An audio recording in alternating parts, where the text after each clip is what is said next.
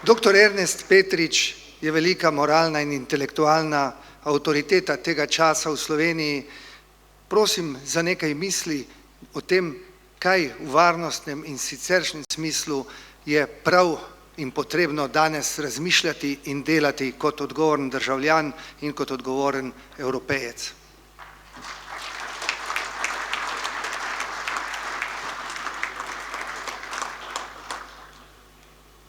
Marjan, gospod predsednik, hvala lepa za to priložnost, da sem danes tukaj med vami. To je velika čast iz cele vrste razlogov. Veliko vas je tukaj, vas poznam, vem za vaše dosežke, za vaš prispevek pri graditvi te naše čudovite, mlade države. Posebej mi je tudi čas, da sem lahko tu na prireditvi, ki proslavlja 130 let, mislim, da najpomembnejše politične stranke v slovenski zgodovini. Slovenska ljudska stranka je bila tako rekoč od časov, ko smo se začeli zavedati kot politični subjekt, igrala izjemno pomembno vlogo v vseh teh obdobjih. In je, naj še to posebej poudarim, odigrala posebno vlogo tudi v času osamosvajanja, ker je bila ena od tistih, ki je nekako vzpostavila ravnotežje, ki je omogočalo, da bi mogoče ta prehod iz starega v novo bolj razbremenjen, stvari, ki bi ga lahko drugače obremenile. Posebej sem počaščen za to, da tudi lahko tudi rečem par besed v osebnem svojstvu, kot Ernest Petrič, o nekaterih dogajanjih, ki smo jim priča, ampak najprej bom rekel par besed o zgodbi Povežimo Slovenijo. Kakšne 2 leti bo od tega, Marjan, ne? Ko je Marjan prišel do mene, verjetno zato, ker je prebral kje, kaj sem govoril, kajti strašno moteče je bilo tisto, kar se je dogajalo po zadnjih rednih volitvah, ko so se naenkrat zelo jasno in odločno začeli pojavljati glasovi, mi pa z vami ne sodelujemo, vas pa sploh ni in tako naprej. Pa gospe, gospodje, to ne samo, da je neumnost, to je tudi v bistvu nasprotju z demokracijo. Demokracija je sobivanje različnosti. To je lepota demokracije, to je njena vsebina in to je njen smisel. Demokracija je nastala skozi to, da so tisti absolutni vladarji začeli razumeti, da imajo ljudje pravico misliti svojo glavo, da je treba postaviti neka pravila z ustavo po možnosti in v okviru teh pravil se potem te različnosti, ki so normalne, kajti ljudje smo različni, imamo različne interese, različne poglede, da to na nek način sobiva in iz dialoga, ki poteka, tudi iz, če hočete, političnih konfrontacij, ki potekajo, iz različnih pogledov, tudi iz različnih interesov, nastajajo najboljše rešitve. Ne bom veliko več o tem govoril, ampak rečem je tole.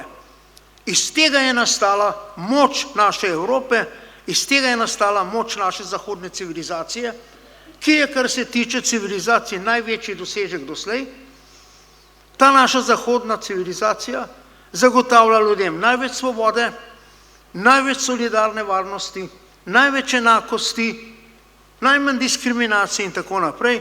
To je tisto, kar je v procesu razvoja civilizacije človeštvo največ doseglo. Zakaj?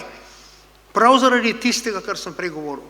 Zato, ker smo sprostili sprejemanjem različnosti in z sobivanjem različnosti v okviru pravil, ki si jih sami postavljamo z ustavo, ta spopad, če hočete, ampak konstruktiven spopad različnih idej, različnih pogledov, različnih interesov. To je dalo Evropi tisto moč, ki jo je nekako izražala tudi s svojimi idejami, ne samo za svojo politično vojaško močjo, ampak z idejami v širni svet. Odkje so prišle ideje o vladavini prava, odkje so prišle ideje o demokraciji, odkje so prišle ideje o enakopravnosti žensk, odkje so prišle ideje o socialnem varstvu in tako dalje, od nas, iz naše civilizacije. Ampak to je omogočalo, da smo se pravzaprav zavedli v Evropi, da je treba na nek način sobivati v različnosti. To je demokracija. In zdaj, 2 leti, 3 nazaj, tisto, kar sem prej omenil, mi pa ne z vami in tako naprej, pa to se mi zdelo, kaj ne rečem, absurdno.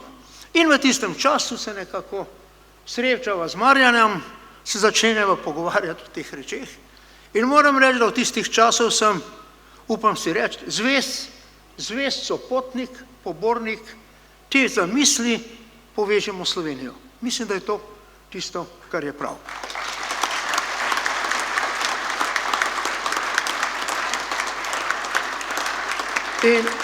In gospe in gospodje, vesel sem, da ta ideja nekako, mislim, da dobiva tudi neko širšo odzivnost. Vesel sem biti tule slišati sporočilo mojega prijatelja, profesorja dr. Jambreka, ki tudi nekako razmišljajo na malo širši ravni o tem, da pravzaprav je treba, da se nekako ta misel povezovanja in s tem na nek način nek sredinski blok tistih, ki razmišljajo o povezovanju, ne pa o razdvajanju, na nek način ukrepi, da sodeluje in jaz sem prepričan, upam, da bo tega sodelovanja v bodoče še več. Pred volitvami in po njih.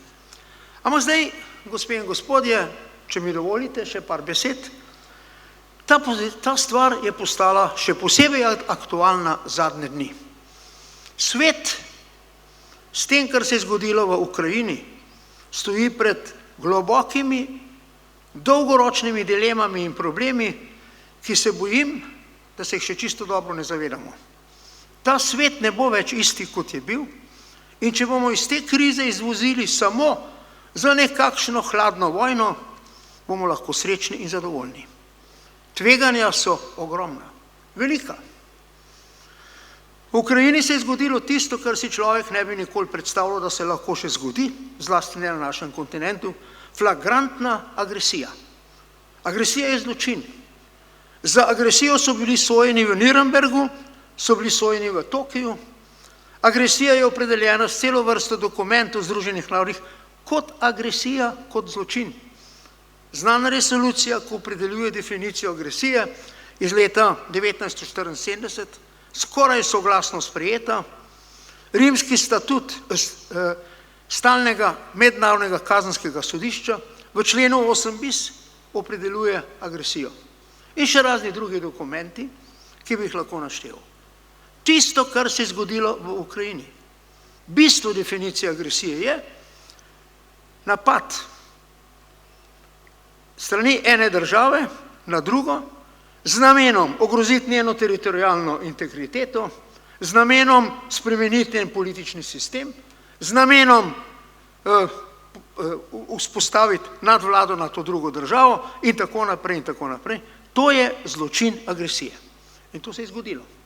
Tu smo. Zdaj, stvari potekajo, se vidite, kako potekajo. Daleč smo še od tega, da bi človek lahko videl na obzorju neko pot do pogovora, dialoga, do neke rešitve.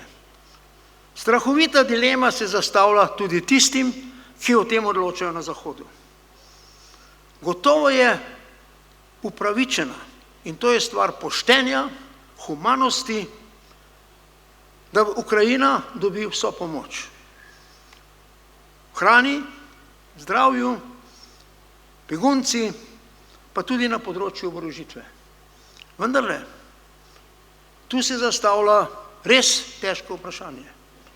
Kje je tista točka, ko angažiranje Zahoda in pomoč Ukrajini na določeni točki lahko privede do eskalacije konflikta, do velike evropske vojne.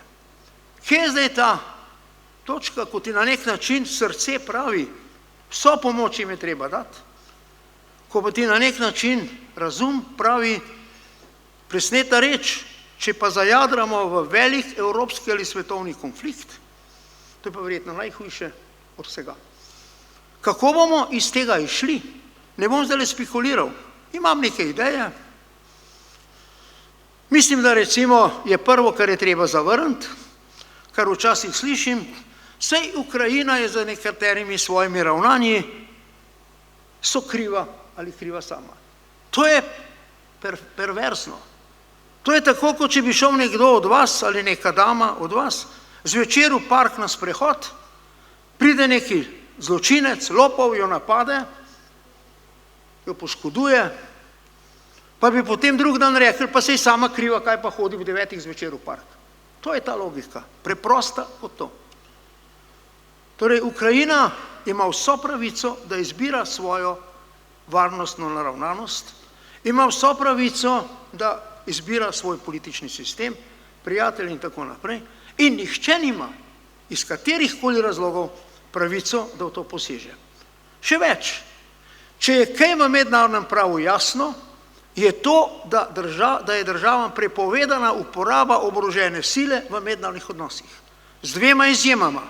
Samoobramba, ki pa je dejansko samoobramba, ko nek napad na njo že poteka, tega v tem primeru pač ni bilo, nihče ni napadel Rusko federacijo, in kadar neke ukrepe uporabe oborožene sile določi varnostni svet.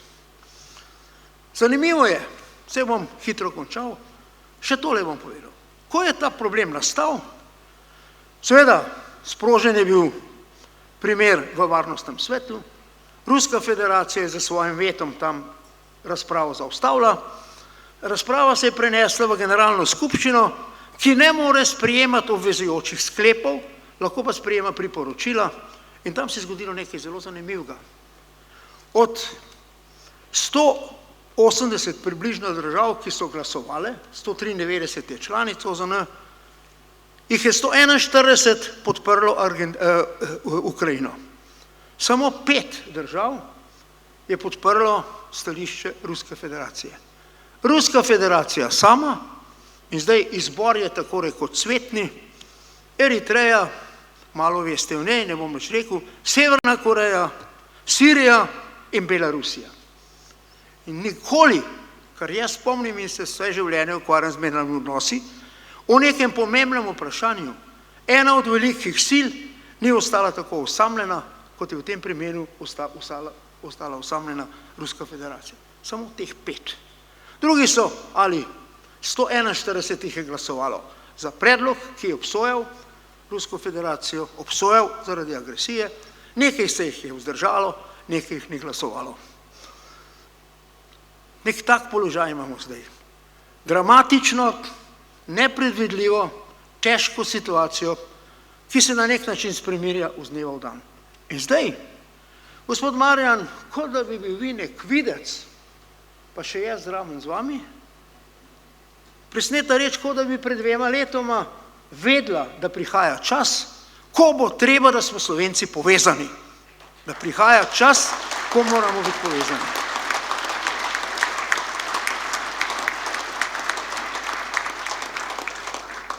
Ta čas je prišel. Ta čas je tu pred nami. Marsikaj nam prihaja na pot. Rabimo vlado, ki bo povezovala, rabimo vlado, ki bo učinkovita, rabimo na ključnih mestih ljudi, ki imajo izkušnje in nekaj znajo. Časi ne sije lepo sonce na obzorju, temni oblaki so na obzorju. In zato sem na nek način vesel, da sem tukaj danes med vami, da lahko to rečem, kar sem rekel, in pozivam tiste vas, ki boste, upam, sedeli v našem parlamentu, prihodnem mandatu, da to zavest o potrebi sodelovanja in povezovanja tja vnašate. Še več, da vnašate v tja tudi nek duh spoštovanja. Ta naš hram demokracije, ali je to predstavništvo naše suverenosti, prevečkrat je omadeževan z malenkostmi, netaktnostmi, nizkotnostmi in tako naprej. Želim vam pri tem pomembnem delu veliko uspeha. Mislim, da v tako odgovornem času, kot se bo slovenska politika znašla v prihodnjih par letih, pa mogoče celo desetletjih, takega časa, kakšnih 20 let nazaj ni bilo. Vaša odgovornost je velika, želim vam vse dobro, veliko uspehov, in če vam lahko kaj pomagal, bom pa tudi vedno rade volje storil. Hvala.